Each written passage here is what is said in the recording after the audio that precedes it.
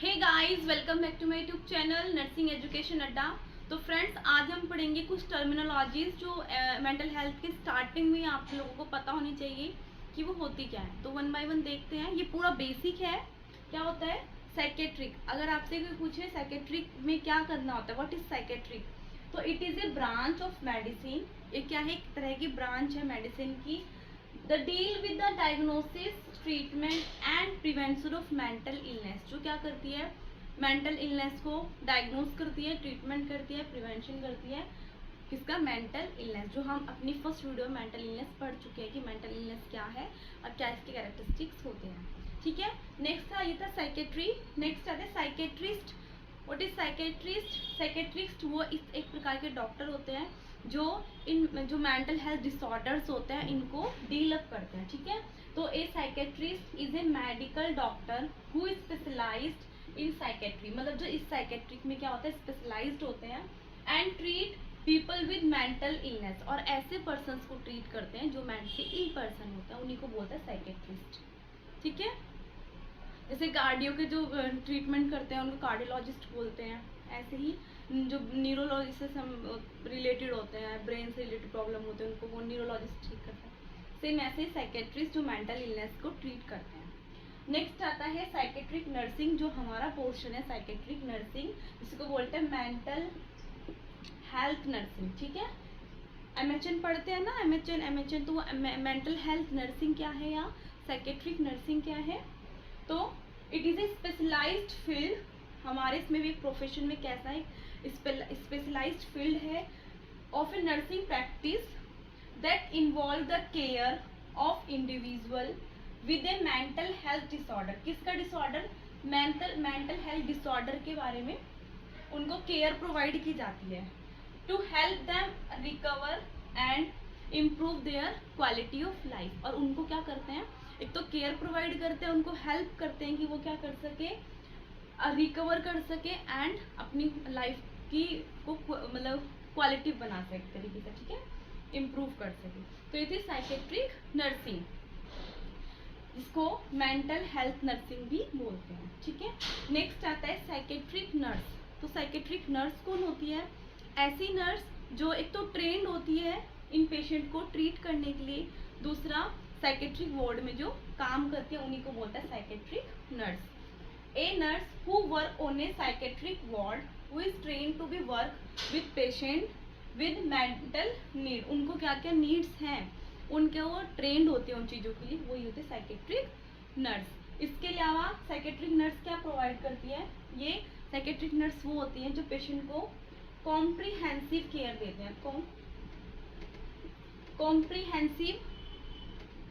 Comprehensive care provide करते हैं। Comprehensive meaning होता है जिसके अंदर सारी केयर्स आ जाती हैं। जैसे किस कोई डिजीज़ को होने से पहले प्रिवेंट करना, हेल्थ को प्रमोट करना, है ना, क्यूरेटिव ट्रीटमेंट एंड रिहेबिलिटेशन। मतलब ओवरऑल पूरे एक इंडिविजुअल को केयर प्रोवाइड करना, कहते हैं कॉम्प्रिहेंसिव केयर। तो ये साइकेट्रिक नर्स है जो कॉम्प्रिहेंसिव केयर प्रोवाइड करती है to the mental ill person. ठीक है। तो ये कुछ टर्मिनोलॉजीज थी। नेक्स्ट देखते हैं साइकोलॉजिकल का मेन। ठीक है। नेक्स्ट देखते हैं ईटियोलॉजी और risk factor of mental illness. तो फर्स्टली वीडियो हमने देखा था मेंटल इलनेस क्या है, जब एक पर्सन नॉर्मली अपनी थिंकिंग, जजमेंट, ऐसी एबिलिटी जिसमें वो थिंकिंग, परसेप्शन, जजमेंट की पावर को लूज कर देता है, थॉट्स प्रॉब्लम्स होने लगती है, बिहेवियर प्रॉब्लम्स होने लगती है, इनकी वजह से उनके रिलेशंस में इफेक्ट पड़ जाता है, जॉब में प्रॉब्लम होती है, वही है मेंटल इलनेस। ठीक है। तो कुछ सेवरल फैक्टर्स हैं या रिस्क फैक्टर या फिर ईटियोलॉजी हैं जो क्या करेंगी, मेंटल इलनेस को बढ़ाते हैं। जैसे सबसे पहले है बायोलॉजिकल फैक्टर, नेक्स्ट है psycho social factor, socio cultural factor and others. तो एक एक करके पढ़ते हैं। सबसे पहले आता है बायोलॉजिकल फैक्टर्स। बायोलॉजिकल फैक्टर्स में भी पॉइंट्स हैं genetic factor, constitutional factor, physiological and physical deprivation. Biological में क्या होगा? जेनेटिक में कोई भी क्रोमोसोमल एबनॉर्मलिटी जिसके कारण बेबी के आईक्यू लेवल, उनके फंक्शंस में इम्बैलेंस हो या डिस्टर्बेंस हो, like down syndrome. Down syndrome क्या होता है? ये मेंटल इलनेस। कोई भी अगर क्रोमोसोम्स की नंबर में इंक्रीज हो जाए या नंबर में डिक्रीज हो जाए जिसकी वजह से क्या होता है, क्रोमोसोमल एबनॉर्मलिटीज़ होती है, जिसका एक एग्जाम्पल है डाउन सिंड्रोम भी 21 ट्रायल्स पे होता है। ठीक है, नेक्स्ट आता है फैमिली फैक्टर। अगर मदर या पेरेंट्स में से कोई भी पेरेंट्स ये साइकेट्रिक डिसऑर्डर है, मेंटल डिसऑर्डर है, उनको प्रॉब्लम है, तो उनके बच्चों में भी आने के चांसेस होते हैं। लाइक अगर मदर को भी सिजोफ्रेनिया है और मतलब फादर को भी, तो उनके बेटे में 40 से 50% क्या होगा, चांसेस होंगे कि वो उनका बेटा भी मेंटली इल पर्सन होगा। ठीक है, होगा, बोर्न होगा। नेक्स्ट आता है कॉन्स्टिट्यूशनल फैक्टर्स, जिसमें according to personality body build, किसी पर्सन की उनकी पर्सनैलिटी के अकॉर्डिंग भी मेंटल इलनेस हो सकती है। लाइक कुछ पर्सन होते हैं इंट्रोवर्टेड, मतलब जो खुद में ही रहते हैं, उनमें मतलब वो खुद से ही अपने थॉट्स, अपने डिसीजन पे ही तरीके से ट्रस्ट करते हैं, वो ज़्यादा लोगों से घुलते मिलते नहीं हैं। ऐसे पर्सन को ज़्यादातर किस चीज़ की प्रॉब्लम होती है, डिप्रेशन की। ठीक है, नेक्स्ट आता है एक्सट्रोवर्ट, जो सबसे घुल मिल लेते हैं, ओवर एक्साइटेड होते हैं। ऐसे पर्सन को चांस होता है कि उनको मेंटल इलनेस हो, वो भी मेनिया। ये हम आगे पढ़ेंगे, डिप्रेशन मेनिया के बारे में, मेजर डिसऑर्डर होते हैं लास्ट बाद में। ठीक है, नेक्स्ट आता है फिजियोलॉजिकल डिप्राइवेशन और फिजिकल डिप्राइवेशन। एक ऐसा पर्सन जो फिजिकली हैंडीकैप्ड है, वो क्या कर सकता है, प्रोन हो सकता है मेंटली इल पर्सन के लिए वो रिस्क हो सकता है उनको। या फिर कोई any deficiency, like folic acid की डिफिशियंसी है, जिनकी वजह से माल न्यूट्रिशन है पर्सन, जिनकी वजह से क्या होगा, उनका IQ लेवल कम होगा, और जो मेंटली टार्गेट पर्सन बच्चे भी हो सकते हैं। तो ये सब था बायोलॉजिकल फैक्टर्स। नेक्स्ट आता है साइको सोशल फैक्टर। ठीक है, साइको सोशल में सबसे पहले आ जाता है मैटरनल डिप्राइवेशन, मतलब मैटरनल की तरफ से when the baby not achieve और receive affection from the mother. अगर बेबी है जो मदर से उनको लव और अफेक्शन नहीं मिल रहा है, तो ये भी क्या एक बेबी को लीड कर सकता है मेंटल इलनेस के लिए। नेक्स्ट आता है पैथोजेनिक फैमिली पैटर्न, कि ऐसा फैमिली पैटर्न जो क्या हो, नेगेटिव प्रोटेक्शन या नेगेटिव हार्म या पहुंचाए बच्चों को या किसी को भी। जैसे over control, over protection on baby, कि हर चीज़ में ये नहीं करना है, वो नहीं करना है, ऐसे नहीं करना है, मतलब बार बार उनको एक चीज़ के लिए प्रोटेक्ट करके रखना। अगर आप बच्चे को चलने ही दोगे तो उसे चलना भी नहीं आएगा।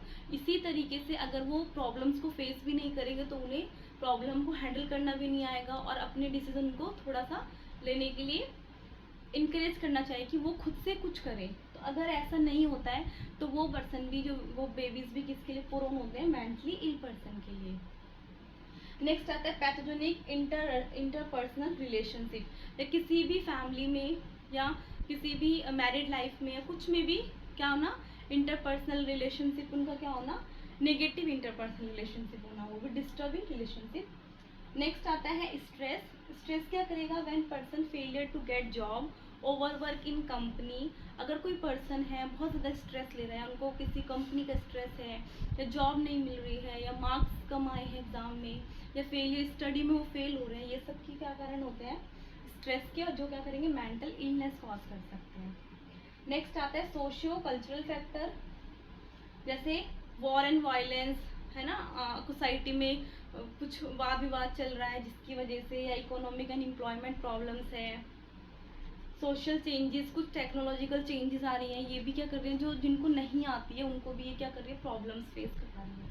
तो ये कारण थे सोशल कल्चरल फैक्टर। नेक्स्ट आते हैं अदर्स। अदर में ड्रग्स जो लेते हैं वो भी क्या एक कारण बनता है मेंटल इल पर्सन से। अल्कोहल लेना है, कोकेन, मॉर्फिन, ये सब लोग लेते हैं। तो मोस्ट कॉमन अदर्स में आ जाता है ड्रग लेना। अगर अदर्स फैक्टर में आपसे कोई पूछे कि अदर फैक्टर्स में मोस्ट कॉमन कारण क्या है मेंटल इलनेस का, तो वो है ड्रग्स। और नॉर्मली इनमें क्या है, बायोलॉजिकल फैक्टर, मतलब जेनेटिक फैक्टर्स क्या होता है, मोस्ट कॉमन होता है बायोलॉजिकल, इनकी वजह से ज़्यादा मेंटल इलनेस होती है। नेक्स्ट आता है लव फेलियर, हेड इंजरी या लो IQ। ये सब कारण थे, ईटियोलॉजी थी या रिस्क फैक्टर थे जो मेंटल इलनेस कॉज करा सकते हैं। ठीक है, अब हम नेक्स्ट वीडियो में पढ़ेंगे कोई और न्यू टॉपिक मेंटल हेल्थ का। तब तक के लिए आप पढ़ते रहिए।